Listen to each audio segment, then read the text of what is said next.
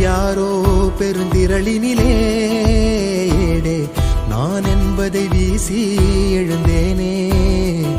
மனமே தான் என்பது போகும் பெருங்கணத்தினிலே கூவி வாவென்றொரு வாழ்க்கை சிறு குரலாய் அருளாய் பேச போகாதொரு ஆழம்